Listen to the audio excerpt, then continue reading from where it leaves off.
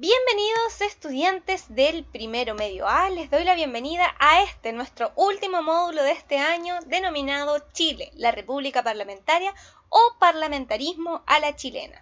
El día de hoy vamos a reconocer un nuevo modo de gobierno, ¿cierto? Estábamos acostumbrados desde la Constitución de 1833, una constitucional presidencialista que había dejado el poder del Ejecutivo, es decir, del presidente, con un fuerte autoritarismo, con muchas, ¿cierto?, facultades por sobre el Congreso Nacional, es decir, diputados y senadores o parlamento. ¿Ya?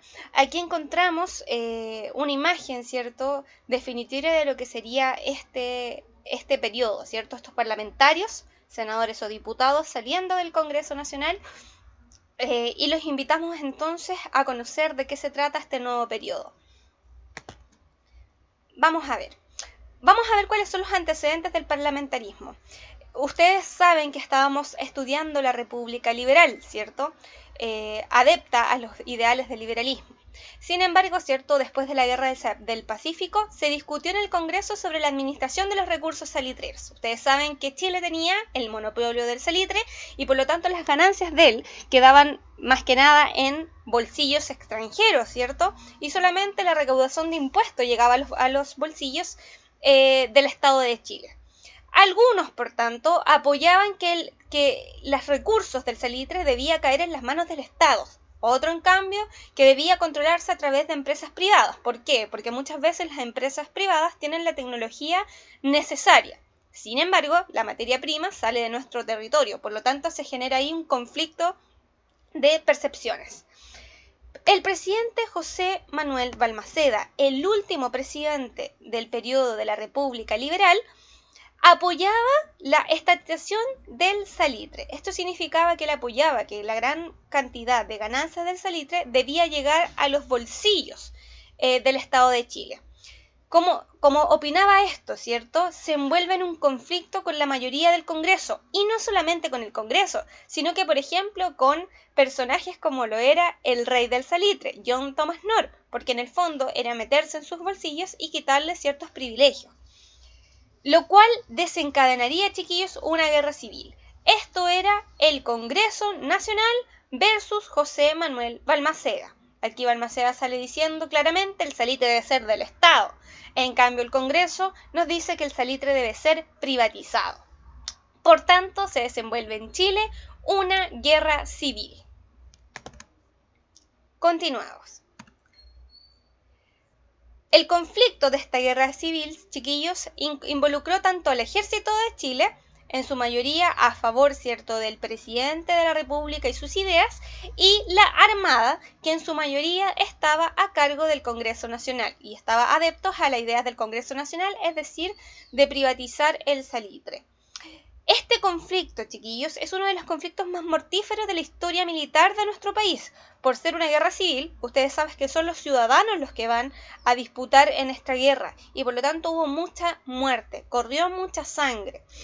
Finalmente este conflicto que se llevó a cabo, por ejemplo, en Concón, por ejemplo, en Placilla, chiquillos, aquí, que son sectores que ustedes conocen, ustedes pueden ir, de hecho, a visitar el museo de la guerra civil, donde hay representaciones, ver los instrumentos, las indumentarias como los trajes que se han encontrado en los bosques de Placilla, que son fuentes primarias, ¿cierto?, de este conflicto.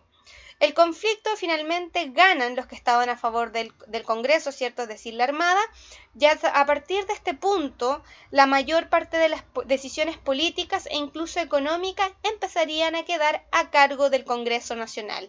Es decir, esta visión portaliana de la importancia del presidente autoritario que tuviese muchas facultades queda en el pasado y damos inicio a lo que vamos a conocer como la República Parlamentaria. El nombre mismo lo dice. Parlamento, es decir, es el Parlamento o Congreso, senadores, diputados, quienes van a tomar las decisiones por sobre el Ejecutivo durante este periodo del país. ¿Ya? ¿Cuáles son las principales características de este parlamentarismo en Chile? Aquí lo vemos claramente en esta fuente iconográfica. Ya no es el Ejecutivo presidente quien tiene el poder, sino que el poder, el peso, ¿cierto?, del poder lo tienen los diputados, senadores, el Congreso. ¿Ya? El cargo del presidente, por lo tanto, va a durar solo 5 años muy lejano a los decenios conservadores, ¿se acuerdan? Solo 5 años. El presidente es considerado irresponsable. ¿Qué significa esto? No tiene responsabilidad penal ni jurídica mientras dure su periodo, ¿ya? Por lo tanto, no tiene responsabilidad alguna en todo lo que significan asuntos penales ni jurídicos. 3.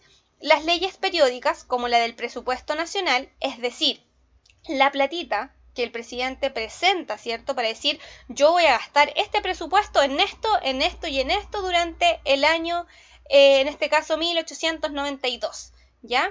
Estas leyes que deberían ser aprobadas exclusivamente por el Congreso, es decir, que si al Congreso no le parecía que aquí el presidente de la República va a ser un palacio, lo desaprueba. Ellos tenían la mayoría del poder.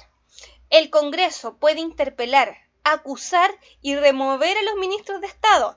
Imagínense el problema que va a causar esto, el hecho que ellos puedan decidir cuando algo no le parece, remover. Evidentemente va a ser una cadena infinita de remoción de ministros infinitamente. Inexistencia de la clausura de debate en el Congreso, o sea, cualquier ley podía interrumpirse por un tiempo indefinido. Si el señor presidente tenía la idea de una ley, por ejemplo, la mandaba a la aprobación del Congreso Nacional y si no le parecía, esa ley podía estarse pateando y postergando durante mucho tiempo. El verdadero rol del poder ejecutivo. Miremos entonces, aquí encontramos a los presidentes del periodo parlamentario. Son bastantes ya, si se dan cuenta, todos duran 5 años. En este periodo el presidente poder ejecutivo tenía un rol pasivo, es decir, no podía ser activo, no podía tomar reales decisiones y era dependiente de las decisiones del Congreso, del Poder Legislativo. El presidente gobernó bajo el velo del Parlamento. Miren lo que pasaba acá. Según el punto anterior que vimos aquí, que era el punto 5, o sea, es 4, perdón, donde se podía remover, interpelar a los ministros las veces que fuese necesario según el presidente, en todos estos gobiernos se removieron incluso hasta 78 ministros. ¿Cómo podemos tomar decisiones? ¿Cómo podemos formar un equipo estable si se remueven 78 ministros en un solo gobierno presidencial? Es una locura. Esto va a generar una inestabilidad, chiquillos. No puede ser posible que durante un solo gobierno pasen 78 ministros distintos. O sea, no hay cohesión, no hay orden en el fondo y no se pueden tomar decisiones a largo plazo. Esto va a generar, chiquillos, lo que vamos a conocer, los vicios parlamentarios. Vicios tiene una connotación negativa, ¿ya? Son las ocurrencias negativas que pasaron durante este periodo. El Congreso legislaba por intereses personales. Evidentemente, con tanto poder, ¿cierto? El Congreso va a hacer lo posible para que las cosas se den según ellos quieran. Y ojo aquí, chiquillos, quienes llegaban al Congreso eran principalmente personas de los sectores acomodados, de la aristocracia, los oligarcas, por lo tanto van a defender sus intereses personales. Imagínense cuál es la situación de la clase media y baja. Y utilizó entonces una serie de mecanismos legales para impedir la acción política del presidente y sus ministros. Terrible entonces esto es lo que pasó, porque van a hacer en el fondo imposible el gobernar al presidente. Se van a remover ministros de manera arbitraria o impulsiva, o sea, si un ministro te caía mal, ya lo sabemos aquí, ¿cierto? Si un ministro no te gustaba, no te caía bien, no era a favor de tus ideas, lo van a cambiar y de manera arbitraria, a veces sin tener argumentos totalmente consistentes. Van a detener los proyectos de ley a través de la inexistencia de la clausura del debate. Yo les decía, van a haber muchos proyectos de ley. Por ejemplo, un proyecto de ley que estuviera a favor de la clase media y baja, se va a detener ahí. Recordemos el concepto, clausura de debate, ¿cierto? Se podían las leyes interrumpirse por el tiempo que ellos estimasen necesario. Es decir, las leyes podían estar dando vueltas por ahí muchísimo tiempo.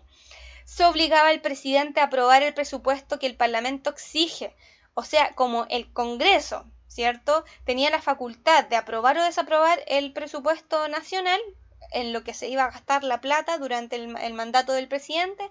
Evidentemente, se obligaba al presidente en el fondo a aprobar el presupuesto que ellos quisieran. los partidos políticos pierden importancia ya que se formaban alianzas según intereses personales. Aquí, cierto, nace lo que venía ya desde la colonia, chicos, es que tanto el poder político como el poder económico se unen, y por lo tanto cuando tú tienes el poder económico y llegas al poder político, obviamente tomas decisiones políticas pensando en tus intereses y de quienes están en el poder junto a ti. Por lo tanto, aquí se va a generar, cierto, una especie de república oligárquica, parlamentaria, pero sobre todo oligarca. ¿Ya? Eso sí, chiquillos, no hay duda, existen distintas posturas frente al parlamentarismo. Algunos lo van a recordar, ¿cierto?, como un periodo muy positivo, favorable, donde la política funcionó de manera ordenada. Miremos aquí, como les decía recién, que los presidentes duraron bastante tiempo estables. 5 años menos que alguno se hubiese muerto antes, ¿cierto? Pero esto generaba una sensación de estabilidad. A diferencia, por ejemplo, lo que había pasado durante los gobiernos conservadores que duraban 10 años, los liberales hay algunos que hubieron periodos intermitentes de gobernación, entonces se daba a entender como que esto estaba muy ordenado. No hubo un desorden político, presidentes que durasen menos que el tiempo que la Constitución establecía, y para el resto de los países fue considerado un ejemplo. Ojo aquí que el sistema parlamentario viene desde Inglaterra, ¿cierto? Desde los ingleses, y por lo tanto para Latinoamérica fue para muchos países un ejemplo a seguir. Sin embargo, en este otro sector donde tenemos el monito azul, encontramos una visión bastante distinta. Se dice que fue un periodo de retroceso político. Las leyes descansaban en el Congreso y solo se protegían los intereses individuales. Se utilizaba todo tipo de artimaña para obstruir leyes de todo tipo y restarle importancia al rol del presidente.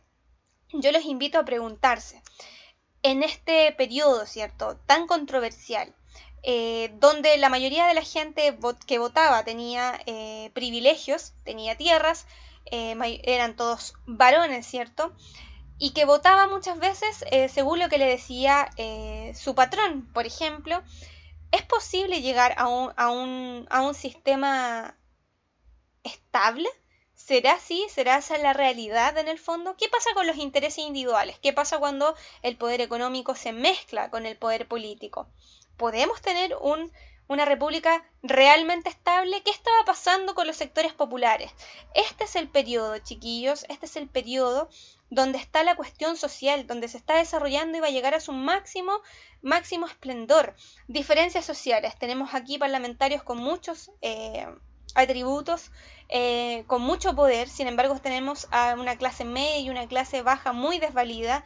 Había hambre, enfermedades, los conventillos, las infecciones, los problemas sanitarios, etc. Este entonces va a ser siempre reconocido como uno de los periodos más controversiales. Ustedes están invitados a hacerse su propia idea, infórmese, vea este video con detenimiento y nos vemos ya en una próxima oportunidad, ya el próximo año, a escucharnos, quizás a través de videos, quizás a través de otra plataforma, pero los invito siempre a informarse, revisar el video y hacer su actividad para ser un futuro ciudadano informado. Les mando un abrazo apretado, que tengan un muy buen finalización de año.